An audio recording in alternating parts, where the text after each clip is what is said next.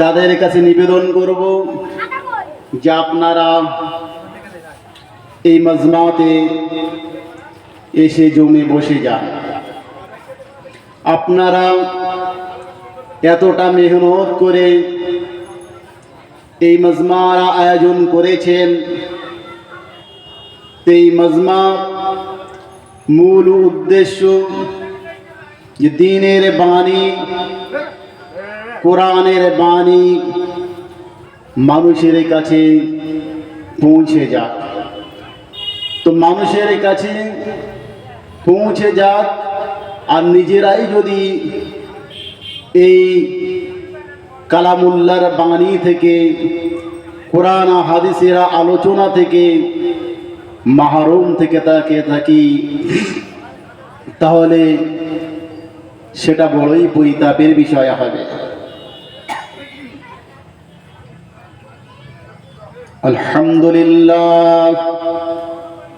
আলহামদুলিল্লাহ নাহমাদুহু ওয়া নাস্তাঈনুহু ওয়া নাস্তাগফিরুহু ওয়া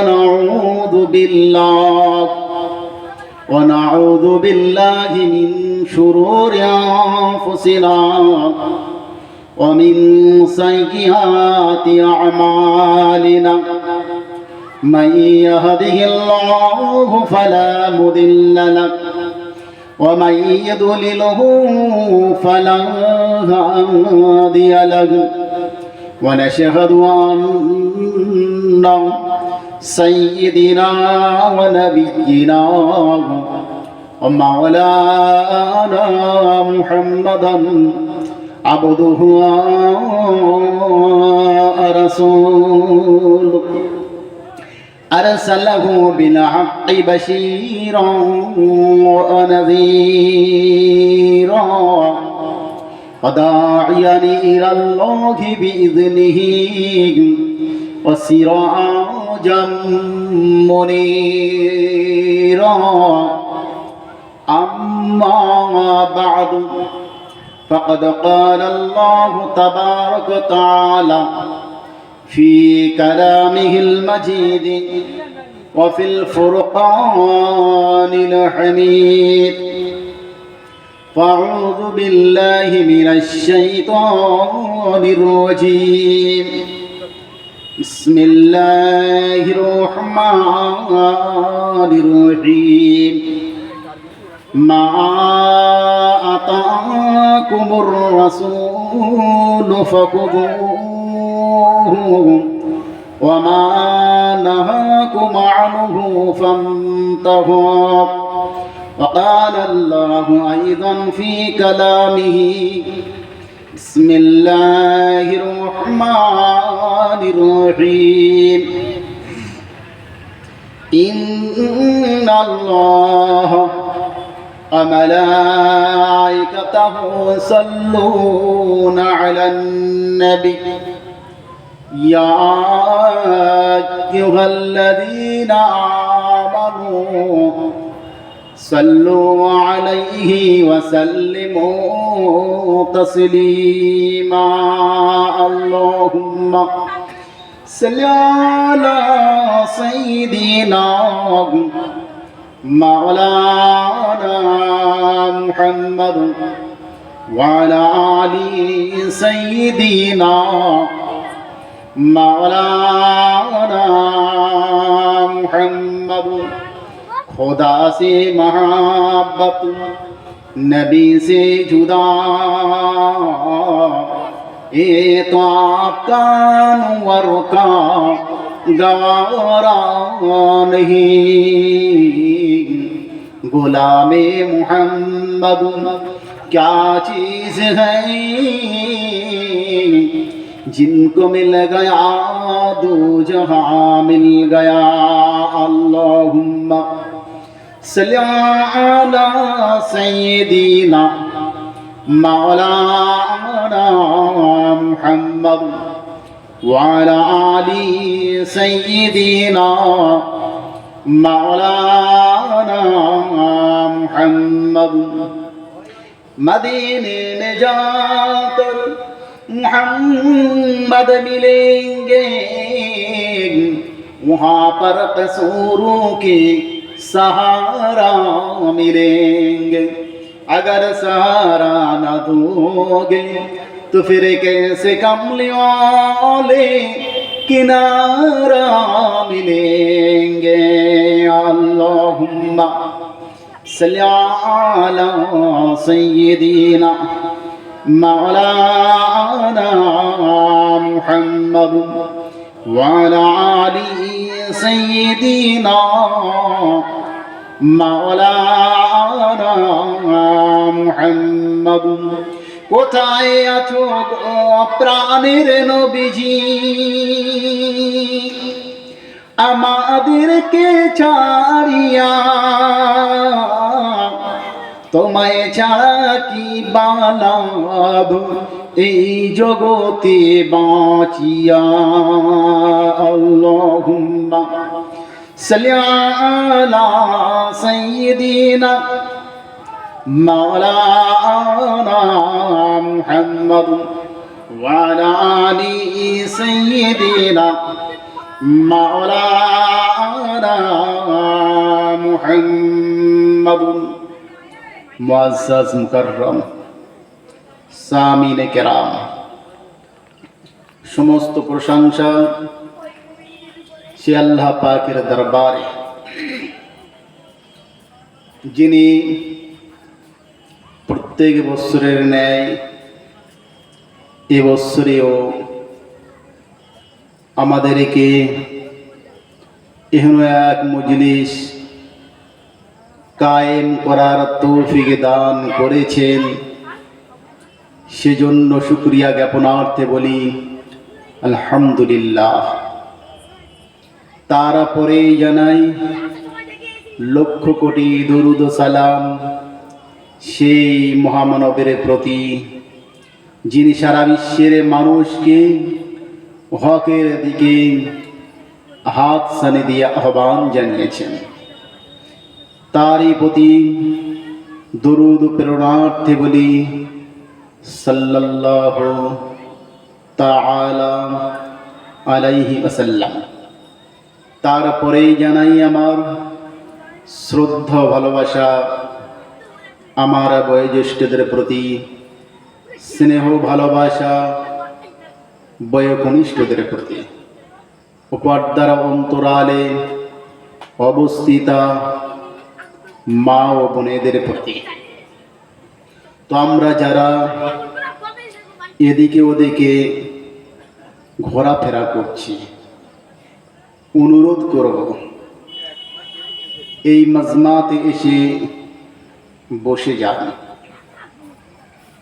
কারণ আল্লাহর রহমতের ফেরেশতারা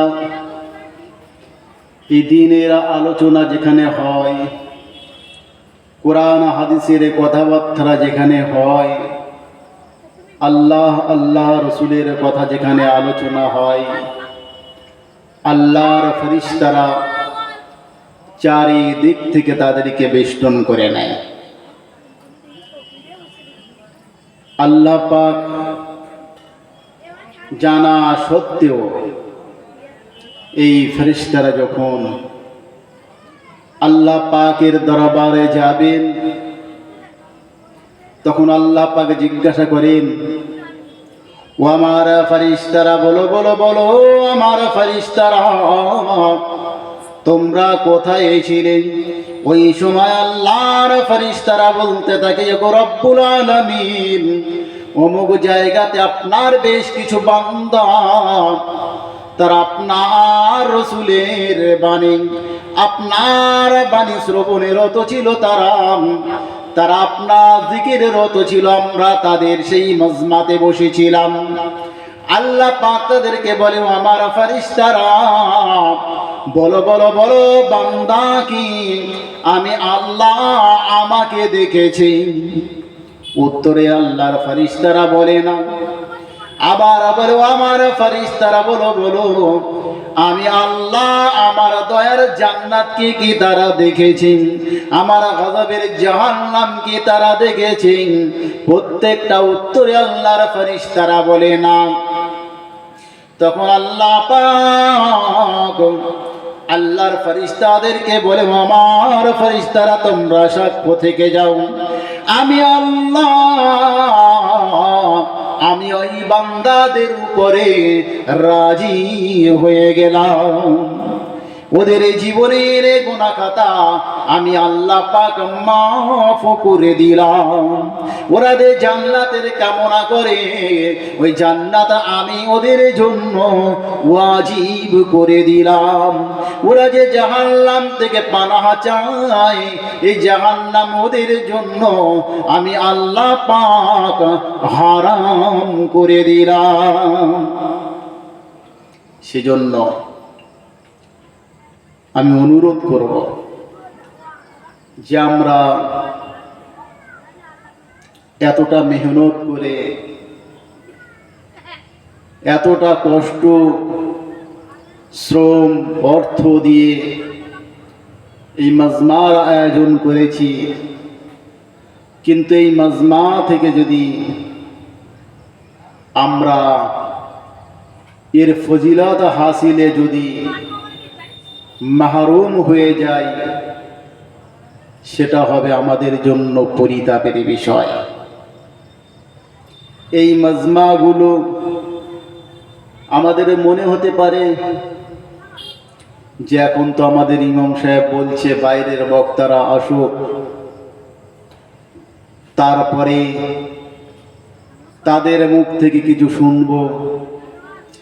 ইমাম সাহেবের কাছ থেকে তো প্রত্যেক সপ্তাহে আমরা শুনি জুমার দিনে। ঘটনা হলো কি, যে আসলে কোরআনের বাণী যেখানেই যার কাছ থেকেই হোক না কেন, সেটা যদি কোরআনের বাণী হয়ে থাকে, সেটা যদি হাদিসের কথা হয়ে থাকে, সেটা যদি বুজুর্গানে দ্বীন এদের জীবন চরিত হয়ে থাকে, তবে জি বলুক না কেন তার কাছ থেকে আমরা শুনতে পারি। বলা যায় না কার কোন মুহূর্তের কথা আমাদের দিলে আসর করবে। হয়তো সেই কথাটাই আমার জীবনের একটা মোড় ঘুরিয়ে দিতে পারে। এই মজমাগুলোর দাম কতটা, ছোট্ট একটা ওয়াকে আমি বলছি। বনি ইসরাইলের একজন আল্লাহর বান্দা, বনি ইসরাইলের একজন মানুষ, সে মানুষদের যারা পথে যেত, যেসব কাফেলা যেত, তাদের সেই কাফেলা লুট করে তার সংসার নির্বাহর ব্যবস্থা বা এটাকেই সে পেশা হিসাবে গ্রহণ করেছিল।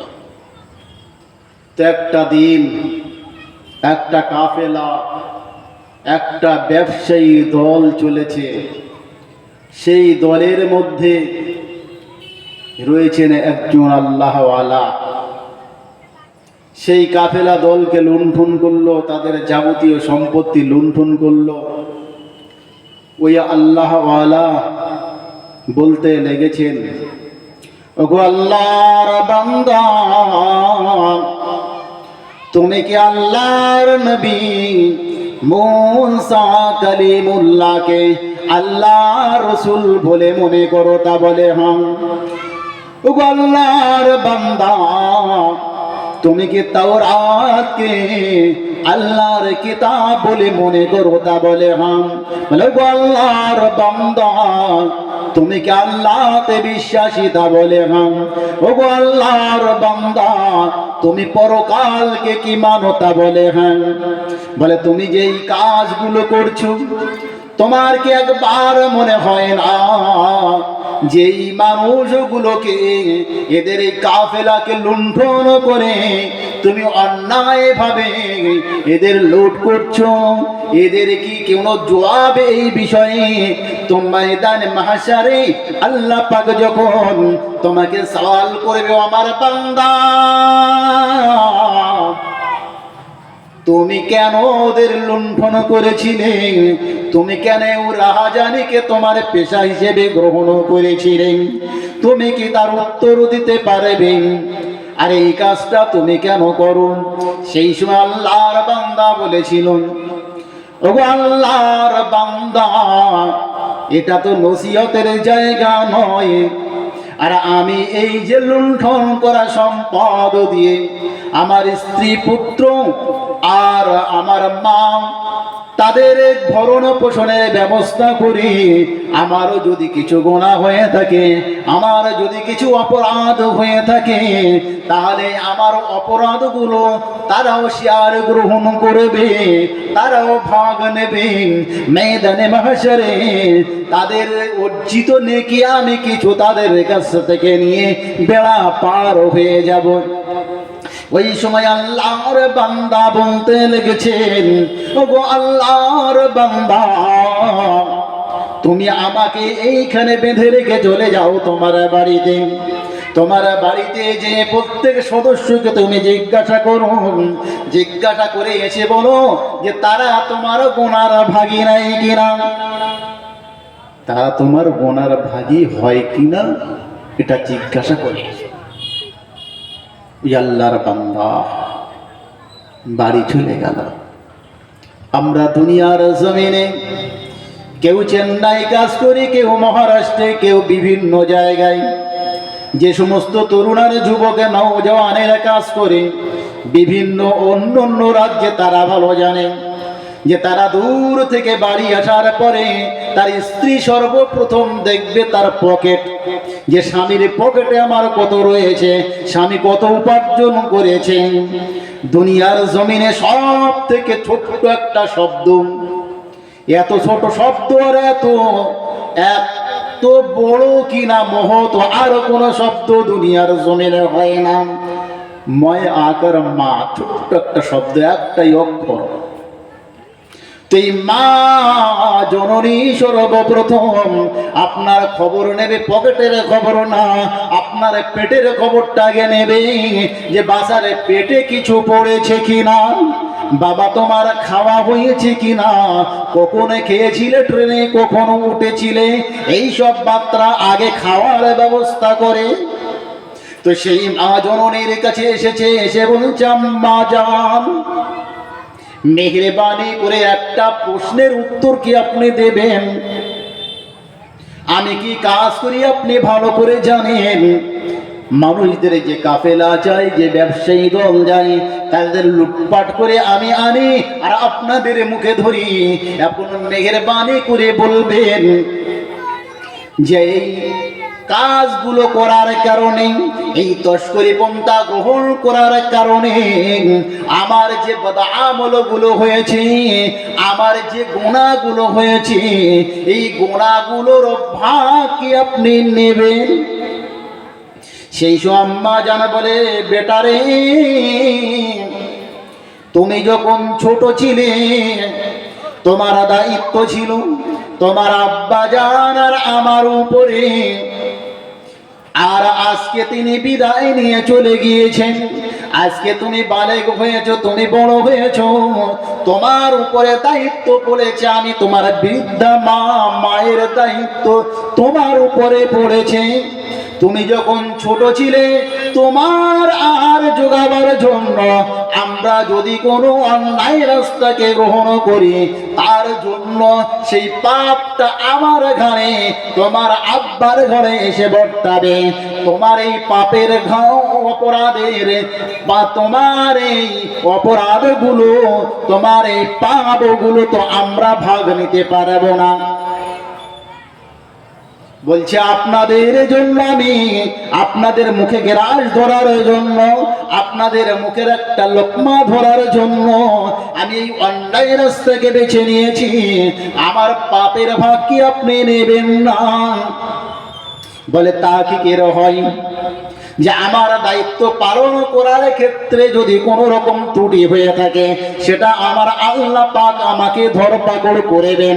এখন তোমার দায়িত্ব এসে গিয়েছে, তোমার ব্যাপারে তুমি কি করছো না করছো সেটা তোমার ব্যাপার আর আল্লাহর ব্যাপার। অতএব তোমার পাপের ভাগ আমি নেব না। এইভাবে স্ত্রীর কাছে এইভাবে পরিবারের সকল সদস্যের কাছ থেকে একই উত্তর যে না না না, তোমার পাপের ভাগ আমরা কেউ নেব না। ওই আল্লাহর বান্দা চলে আসে ওই আবেদে বান্দার কাছে। সম্মুখে কে আসুন, আগের দিকে আসুন, পিছনে না বসে সামনে আসলে ভালো হয় না? ওই সময় ওই আল্লাহর বান্দা চলে আসে আল্লাহর আবেদ বান্দার কাছে। আবেদ বান্দার কাছে এসে বলছে, ওগো আল্লাহর আবেদ বান্দা, আমি আমার জীবনে বহু হত্যা করেছি, তাদের সম্পদ লুণ্ঠন করেছি। এখন মেঘের বাণী করে বলুন, আমার এই পাপের প্রায়শ্চিত্ত কিভাবে হতে পারে, আমার এই পাপের মাফি কিভাবে হতে পারে? ওই সময় আল্লাহর বান্দা বলতে লেগেছেন, ওগো আল্লাহর বান্দা, তুমি তোমার জীবনে নরহত্যা করেছো, অনেকগুলো বলছো, তাদের সম্পদগুলো লুণ্ঠন করেছো। আমি যতদূর জানি তোমার পাপের থেকে আমার আল্লাহর দয়া অনেক বেশি। তবে কোন আলিম বান্দার কাছে চলে যাও, কোন দ্বীনের রাহিব যারা কিনা এই তাওরাত কিতাবের উপরে পণ্ডিত্য অর্জন করেছেন, তাদের কাছে চলে যাও, তাদের কাছে পরামর্শ নাও, তারা কি বলে সেটা শোনো। একজন রাহিবের কাছে, তাওরাত কিতাবের উপরে বড় পণ্ডিত মানুষ, তার কাছে চলে গেলেন। বলছে, আমার জীবনে আমি 99 জনকে হত্যা করেছি, তাদের সম্পদ আমি লুণ্ঠন করেছি, আমার পাপের কি কোনো মাফি রয়েছে? বলে, একটা মার্ডার করলে মাফ হয় না তোর জীবনে, তুই 99টা মার্ডার করেছিস, তোর কোনো মাফ নেই। বলছে, তাহলে আমার জীবনে যখন কোনো মাফ নেই, তাহলে সেঞ্চুরি করতে বাধা কোথায়? একটার পূরণ করে নি, তরবারি টেনে বার করে সে আলেমের মাথাটা উড়িয়ে দিয়েছে। দেওয়ার পরে দিলের তড়প কিন্তু তার বেড়ে গিয়েছে। যত সময় যাচ্ছে তার অনুশোচনা তত বাড়ছে। আবার ওই আল্লাহর বান্দার কাছে এসে বলছে, ওগো আল্লাহর বান্দা, আমি একজন রাহিব, তাওরাত কিতাবের উপরে একজন পণ্ডিত মানুষ, তার কাছে গিয়েছি। সে বলেছে যে তোমার জীবনে মাফের কোনো লাইন নেই। সে তাওরাত কিতাবের উপরে বড় পণ্ডিত মানুষ, কিন্তু আমি তার মাথাটাও আলাদা করে দিয়েছি। কিন্তু আমার অন্তরের তলব বড় বেড়ে গিয়েছে, আমার অনুশোচনা অনেক বেশি বেড়ে গিয়েছে। আমি এখন কি করতে পারি আপনি বলুন? ওই সময় আল্লাহর বান্দা বলতে লেগেছেন, ওগো আল্লাহর বান্দা, শুধুমাত্র আলিম হলে হবে না, তুমি একজন কোন আলিমে দ্বীন, আবার কিনা একজন মুত্তাকি পরহেজগার আল্লাহ ওয়ালা হতে হবে। এমন কোন আলিমে দ্বীনের কাছে চলে যাও, যে তার কাছে পরামর্শ নাও, সে কি বলে। কারণ এই যে রাহিব, এই যে তাওরাত কিতাবের উপরে পারদর্শী মানুষ বটে, কিন্তু এই যে ফতোয়া দিয়েছে, এই যে কথাটা বলেছে, এই কথাটা সে মনের, তার নিজের মন গড়া কথা বলেছে, কিতাবের কথা সে বলেনি। সেই জন্যই তস করে আপনার আল্লাহ পাক তার ফয়সালা করিয়ে নিয়েছেন। অবশেষে এলেন একজন আল্লাহর আবিদ এবং আলিম বান্দার কাছে। এসে বলছে, গো আল্লাহর বান্দা, আমার জীবনে আমি 100 মানুষকে হত্যা করেছি, 99 জন সাধারণ মানুষ আর একজন আলিমে দ্বীনকে আমি হত্যা করেছি, তাদের সম্পদগুলো লুণ্ঠন করেছি। এখনো বলেন আমার এই জীবনের গুনাহ মাফির কোনো লাইন আছে কি? ওই সময় আল্লাহর বান্দা বলেছিলেন, ওগো আল্লাহর বান্দা, তুমি নিরাশ হয়ে যেও না। তোমার গুনাহ রাশি যদি আকাশের বৃষ্টি ফোটার সমান হয়, তবে জেনে রেখে দাও, আমার আল্লাহর ক্ষমা গুণ, আমার আল্লাহর দয়া তার থেকে অনেক বেশি। বলা যাবে না সুবহানাল্লাহ? ওগো আল্লাহর বান্দা, তুমি জেনে রেখে দাও, তোমার এই জীবনের গুনাহ খাতা যদি সমুদ্রের ফেনা বরাবর হয়ে থাকে, তবে এটা তুমি জেনে রেখে দাও, আমার আল্লাহর ক্ষমা তার থেকে অনেক বেশি। অতএব আল্লাহর বান্দা, তুমি আর দেরি করো না, চলে যাও অমুক জায়গাতে যেয়ে দেখবে বেশ কিছু আল্লাহর বান্দা তারা মুরাকাবায় বসে রয়েছে। তারা নিজেদের পাপের অনুশোচনায় তারা বড় আল্লাহর কাছে রোনাজারি করে।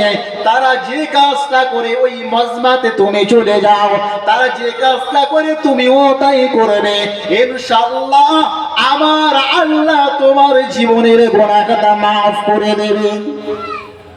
ওই আল্লাহর বান্দা বাড়ি থেকে রওনা হয়েছে, চলেছেন সেই মজমার দিকে। বাড়ি আর সেই মজমার মিডিল পজিশনে এসে গিয়েছেন।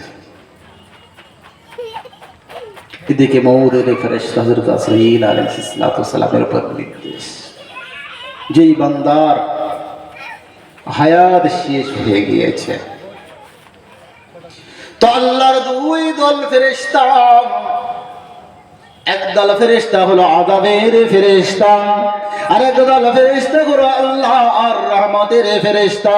আল্লাহর রহমতের ফেরেশতারা দাবি করে যে আল্লাহর বান্দার আত্মাটাকে আমরা ইল্লিনে নিয়ে যাব শান্তির সঙ্গে, কারণ আল্লাহর বান্দা বড় অনুতপ্ত হয়েছেন, মনে মনে এই পাপের জন্য একটা অনুশোচনা করেছেন। আল্লাহর গজবের ফেরেশতারা, আল্লাহর আযাবের ফেরেশতারা তারা বলে এই বান্দার আত্মাটাকে আমরা আযাবের সঙ্গে সিজ্জিনে নিয়ে যাব, কেননা এই বান্দা এর কোনো পাপ নেই, যে পাপ কাজটা এই আল্লাহর বান্দা করেনি। দুই দল ফেরেশতার মধ্যে বিতর্ক। তো আল্লাহ পাক ওই বান্দার উপরে সন্তুষ্ট হয়ে গিয়েছিলেন। তার ফেরেশতা জিবরিল আমিন আলাইহিস সালাতু ওয়াস সালামকে নির্দেশ দিলেন, ও আমার ফেরেশতা জিবরিল, যাও, চলে যাও, ওই যে আমার বান্দা ওই জায়গাটায় ছটফট করছে, এক্ষুনি ওর মৃত্যু হয়ে যাবে। আমার আযাবের ফেরেশতা আর রহমতের ফেরেশতা, দুই দল ফেরেশতা, তাদের মধ্যে বিতর্ক লেগে গিয়েছে। তুমি যে ওদের মধ্যে ফয়সালা করে দিলেন যে ওই লাশটা যদি মজমার দিকে একটু এগিয়ে যায় তবে মজমার দিকে গিয়েছে বলে প্রমাণ হবে, আর যদি বাড়ির দিকে থেকে থাকে তবে বাড়ির দিকে রয়েছে বলে প্রমাণ হবে। মজমার দিকে যদি এগিয়ে যায় লাশটা, তবে এই আমার বান্দার আত্মাটা রহমতের ফেরেশতাদের হাওলা করে দেবে, আর বাড়ির দিকে যদি বেশি গিয়ে থাকে তাহলে কিনা আমার আযাবের ফেরেশতাদের হাওলা করে দেবে। আর এদিকে জমিনকে নির্দেশ দিয়ে দেয়, ও আমার জমিন, বান্দা আমার বড় অনুতপ্ত হয়েছে, বান্দা মনে মনে তার অনুশোচনা হয়েছে, ওই বান্দার উপরে আমি আল্লাহ বড় রাজি হয়ে গিয়েছি। ও আমার জমিন, ওর মুখটা একটুখানি মজমার দিকে করে দাও। মৌতের জাকন্দানিতে এর মুখটা একটুখানি মজমার দিকে সরিয়ে গিয়েছে, আল্লাহর নির্দেশে সরিয়ে দিয়েছে জমিন। জিবরিল আমিন আলাইহিস সালাতু ওয়াস সালাম এসে আল্লাহর ফয়সালা শুনিয়ে দিলেন, দিয়ে বললেন, ও রহমতের ফেরেশতারা, এই আল্লাহর বান্দার আত্মাটাকে তোমরা শান্তির সঙ্গে আল্লাহর ইল্লিনে নিয়ে যাও, কারণ এই বান্দা বাড়ি থেকে বার হয়েছে মজমার দিকে যাবে বলে এর মনে একটা তাড়া বেজে গেছে, এর মনে একটা অনুশোচনা তৈরি হয়েছে।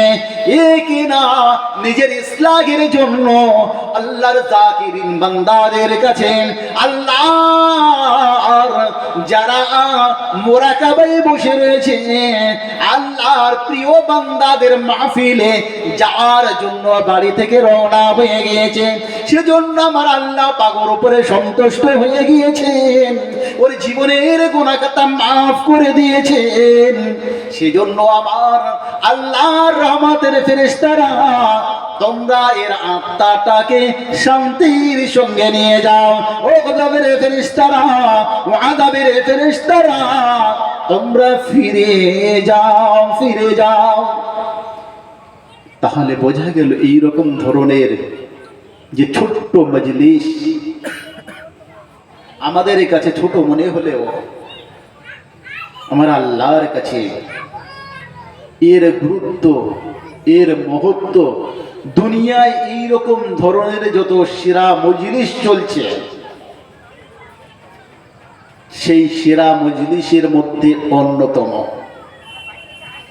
অন্যতম সেরা মজলিস হাদিস পাকে এসেছে, حفت عليهم الملائكة ونزلت عليهم سكينة من ربهم। আল্লাহর রহমতের ফেরেশতারা চারিদিক থেকে বেষ্টন করে নেয়, আল্লাহর সাকিনা নামক রহমত এই যাকিরের বান্দাদের উপরে বর্ষিত হয়। আমাদের মনে হতে পারে যে মাইকের আওয়াজ তো আমাদের কানে এসে পৌঁছাচ্ছে, বাচ্চারা তোমরা বসে যাও, যে মাইকের আওয়াজ তো আমাদের কানে পৌঁছাচ্ছে, মাইকের আওয়াজ পৌঁছাচ্ছে ঠিক কথা, কিন্তু আল্লাহর যে রহমত, এই রহমত থেকে কিন্তু আমরা বঞ্চিত হচ্ছি। এতটা কষ্ট করে আমরা এই মজলিসে কায়েম করলাম যেখানে আল্লাহর রহমত বর্ষিত হবে, সেই জায়গাটায় আমাদের উপস্থিতি নেই। এই জায়গায় যদি বিপরীত কিছু হতো জায়গা দেওয়া যেত, এই মজমার গায়ের সারা যদি কিছু হতো, অন্য কিছু মানে শরীয়তের কিছু না, ধর্মীয় কিছু না, সাংস্কৃতিক বলে আমরা যেগুলো আখ্যায়িত করেছি সেই রকম ধরনের কিছু গান বাজনা বা এইরকম ধরনের কিছু যদি হতো, এই জায়গায় জায়গা দেওয়া যেত বলে মনে হয়? জায়গা দেওয়া যেত? মোটে জায়গা যেত, উপরে সামিয়ানা প্রয়োজন ছিল না, যা সে একটা করে খড়ের গোল্লাম তো এনে আর চেপে বসে যেত, নাকি ঠিক বলছি বলে মনে হয় কি? কিন্তু এখানে আজকে লোক সমাগম সেভাবে নয় কেন? অথচ আল্লাহর কোরআন তো বলছে ফাযাক্কির ইন্নাল যিকরা তানফাউল মুমিনিন। হে রাসূল, আপনি উপদেশ দিতে থাকুন, আপনি কোরআনের বাণী শোনাতে থাকুন, নিশ্চয়ই জিকির তো তা কোরআনের বাণী আল্লাহর মুমিন বান্দা যারা হবে, আল্লাহর ঈমানদার বান্দা যারা হবে, আল্লাহ ভীরু বান্দা যারা হবে, তাদের জন্য অবশ্যই অবশ্যই উপকারে আসবে। কোরআনের ভাষ্য অনুযায়ী যে আল্লাহর ঈমানদার বান্দা যারা হবে, আল্লাহর মুমিন বান্দা যারা হবে, তারা তো কোরআনের তাফসীর, কোরআনের বাণী, হাদিসের বাণী, বুজুর্গানে দ্বীন এদের সিরাত শোনার জন্য দলে দলে এখানে বসে যাবে। কিন্তু তা তো হয় না, উল্টোটা হচ্ছে। উল্টোটা মানে এর বিপরীত মজলিসে বেশি হচ্ছে। আর এই রকম ধরনের মজলিসগুলোতে এই কিছু রিটায়ারমেন্ট আর কিছু বাচ্চা আর একটা তরুণ নওজওয়ান দেখছি, বাকি কয়েকজন রিটায়ারমেন্ট ছাড়া দাঁড়িয়ে আর এই কয়েকটা বাচ্চা, আর বাকি আমরা বেশিরভাগ যারা একটু কালো দাড়ি বা তরুণ নওজওয়ান, যাদের দ্বারা দিনের কাজ হবে বা হওয়া উচিত, তাদের দেখতে পাই না। তাই তো বলি, তরুণ আর নওজওয়ান, রাসূল তোমাদের বড় প্রশংসা করেছেন। রাসূল তোমাদেরকে বড় প্রশংসা করেছেন। রাসূল বলেছেন যে আল্লাহ জমিন যখন ধ্বংস হয়ে যাবে, ময়দানে মাহশারে আল্লাহর যখন কিনা আল্লাহ পাকের আরশে আজিমের ছায়া ব্যতীত অন্য কোন ছায়া থাকবে না, এতেরুল নওজওয়ান 7 শ্রেণীর মানুষেরা আল্লাহর আরশে আজিমের নিচে স্থান পাবে। কয় শ্রেণী বললাম? 7 শ্রেণীর মানুষেরা তারা কিনা আল্লাহর আরশে আজিমের নিচে স্থান পাবে। তার মধ্যে অন্যতম হলো শাপুন নাশা ফি ইবাদাতিল্লাহ, ওই তরুণ আর নওজওয়ান, ওই তরুণ নওজওয়ান যে আল্লাহর ইবাদতের সঙ্গে সম্পৃক্ত, আল্লাহর ইবাদতের সঙ্গে সম্পৃক্ত দিল, ওই তরুণ নওজওয়ান ময়দানে মাহশারে আল্লাহ পাকের আরশে আজিমের ছায়ায় স্থান পাবে। আল্লাহ পাকের আরশে আজিমের নিচে স্থান পাবে ওই আল্লাহর বান্দা রাজুলুন তাআল্লাক কলবহু বিল মাসাজিদ, যার হৃদয়টা, যার অন্তরটা আল্লাহর মসজিদের সঙ্গে সম্পৃক্ত দিল। কি রকম? মনে করুন মাগরিবের নামাজ পড়ে এসেছে, আবার তার হৃদয়ে একটা জাগরুক থাকবে, একটা ভাবনার যে আবার ইশারা আজান হবে, আমি মসজিদে যাব। এই যে যাওয়ার একটা চিন্তা ভাবনা, একেই বলা হয় মসজিদের সঙ্গে সম্পৃক্ত দিল। তাই তো বলে তরুণ নওজওয়ান, রাসূল তোমাদের বড় প্রশংসা করেছেন, রাসূল তোমাদেরকে বড় ভালোবেসেছেন, রাসূল তোমাদের জন্য দোয়াও করেছেন। যে ফারুক আযম অত ওমর ফারুক রাদিয়াল্লাহু তাআলা আনহু, যে ততদিন পর্যন্ত ইসলাম প্রকাশ্যভাবে, আসসালামু আলাইকুম,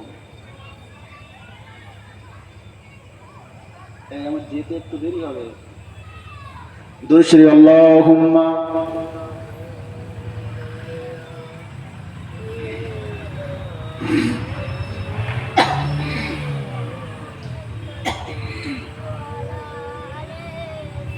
যে ইসলাম ততদিন পর্যন্ত বিজয়ীর বেশে আসতে পারেনি যতদিন পর্যন্ত ওমর ফারুকের মতো মানুষ ইসলাম কবুল না করেছেন। এদিকে বেঈমানেরা, কুরাইশেরা তার চক্রান্ত করে রাসূল পাককে হত্যা করবে বলে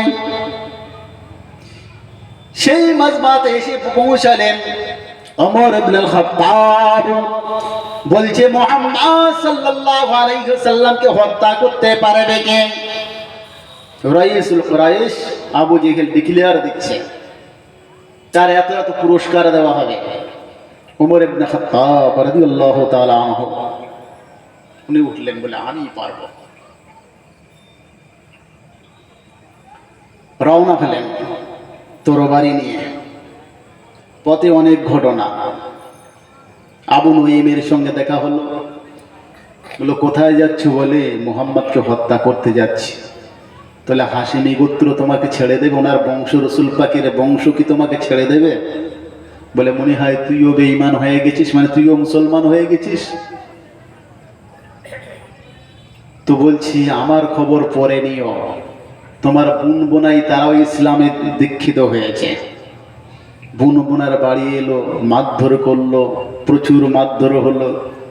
শেষে কালামুল্লাহর একটা আয়াতে কারিমা, একটা সূরা, কিছু অংশ পড়লেন, সূরা তাহা। ওনার হৃদয়ে একটা আলোড়ন সৃষ্টি হলো। শেষে রাসূল পাকের কাছে এলেন, ইসলাম কবুল করলেন। তো তার আগে পর্যন্ত কেউ প্রকাশ্যভাবে কাবা ঘরে তাওয়াফ করতে পারেনি। যে তাওয়াফ করতে গেছে তার মার খেতে হয়েছে, ভালো রকম মার খেতে হয়েছে। হযরত উমর রাদিয়াল্লাহু তাআলা আনহু ইসলাম কবুল করেছেন, প্রকাশ্যভাবে কাবা ঘরে তাওয়াফ করলেন এবং ডিক্লেয়ার দিয়ে দিলেন, আমি ইসলাম কবুল করেছি, কারো যদি কিছু করার থাকে করে নাও। কেউ সামনে আসে না।